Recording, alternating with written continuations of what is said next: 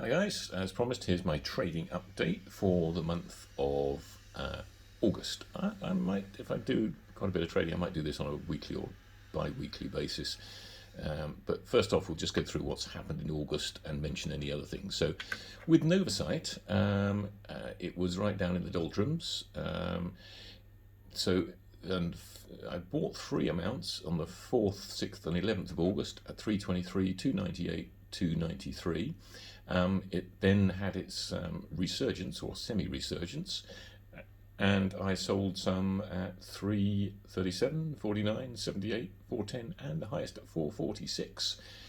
Making these amounts of money over here. So this is all just my trading profit, and I've ended up with a lot more Novacyt than I ever intended, but I'm very hopeful that I'll get back to my average purchase price, which is 575.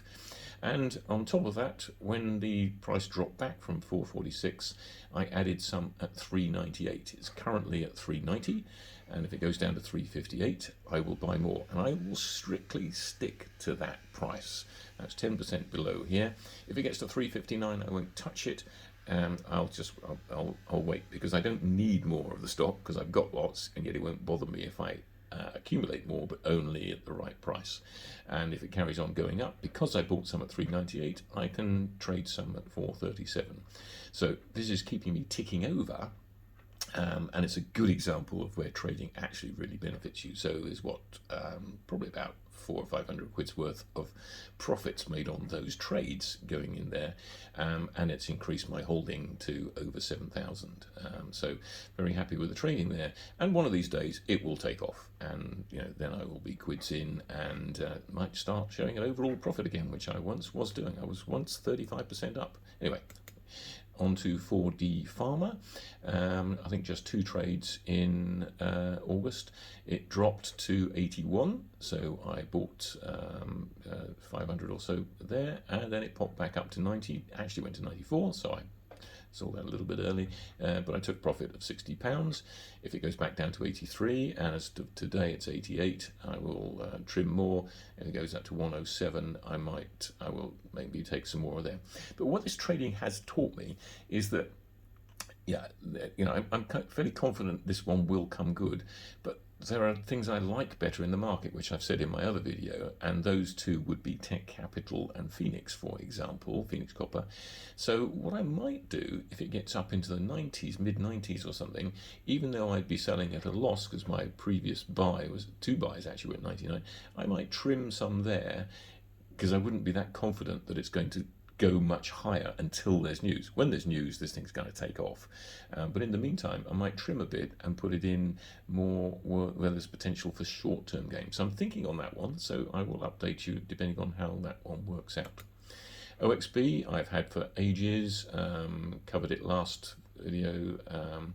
There have been, there were all these sales I did in July and June and what have you, and then I bought some back at 12.89 in July, sold them again at 13.77, sold another tranche at 14.41, making 44 quid on this sort of sale, and then there was no purchase to compare it against, so I sold it compared to my average price, so that adds 305 quid to the coffers.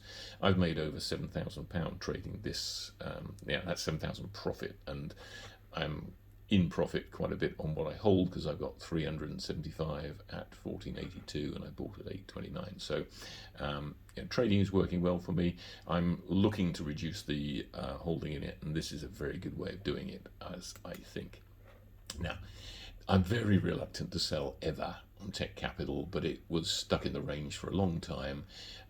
It started, and it was down at, I bought some at just under 11p, and I bought some more at 14.90, if you recall. I then sold at 16.8, 19.9 and 25, reluctantly, but it's going up so well, and I was making sort of good profits on it, and I already had a lot more than I'd originally intended. It then dropped back, so I sold on the 16th of August for 25. On 3 days later, I bought it back for 22.1.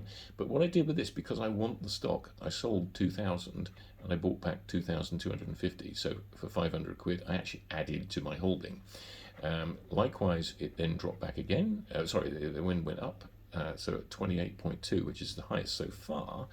I sold 1,800, and then when it fell back, I bought 2,000 for the same money at 25.5. So again, I added to my holding. So here I had 32,000. Now I've got 32,450. My average price is 16.6, and this is the one I expect to do extremely well.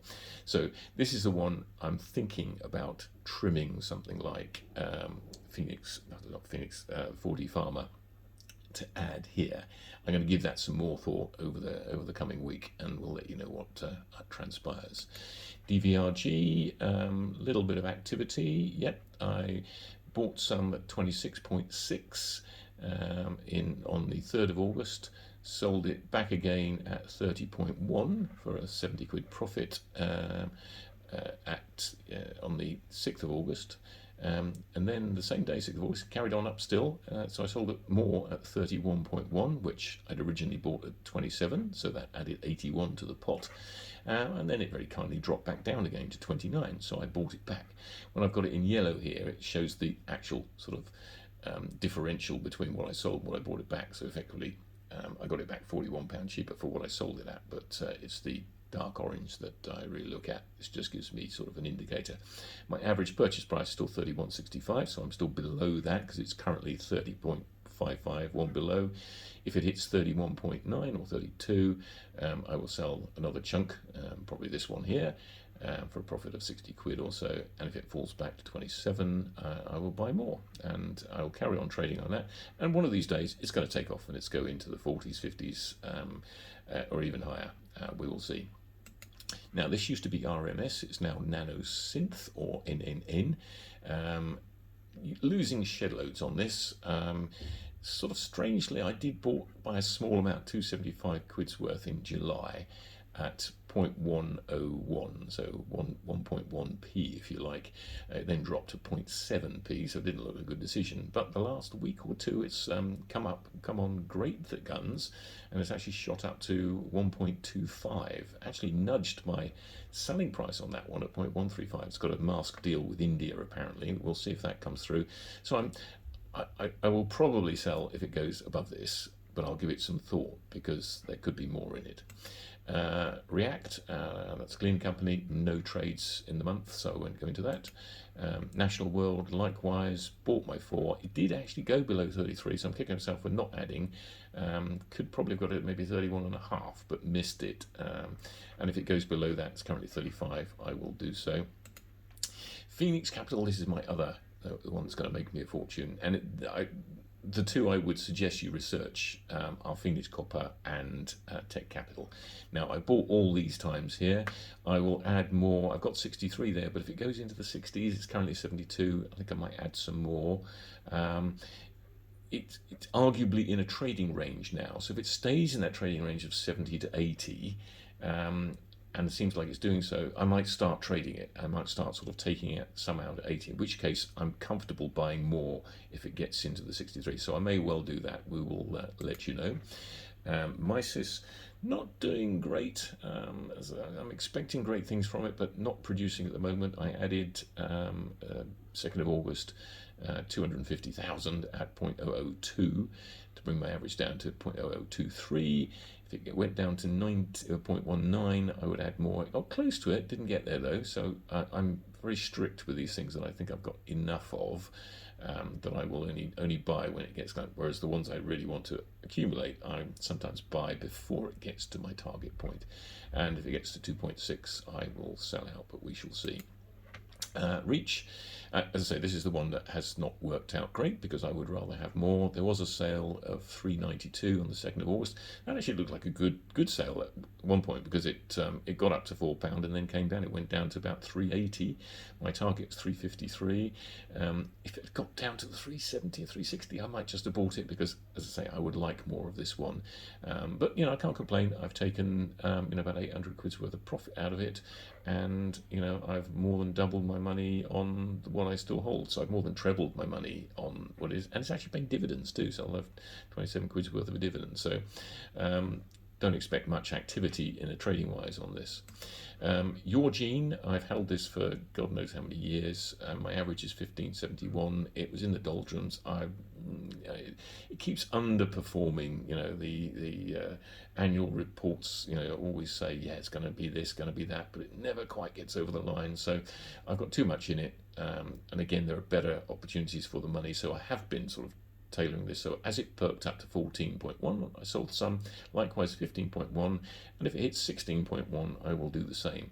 I will only buy back if it drops appreciably down to 0.13. It's a good story, but I'm getting a little bit fed up with it, so we'll see how it goes. And Argo is a trading stock. Again, expect it to go well, so I'm not too bothered if I end up with more stock than I started with. And for August, I bought some in the 18th, bought 450 at 114, sold it back at 130 for an 88 quid profit. Will buy back at 117 and would sell out at 156. So that's the trading update. As I say, I may do this more often and maybe then can sort of put it into shorter videos, but I won't rabbit on any further, and let me know if you find this of interest. Cheers.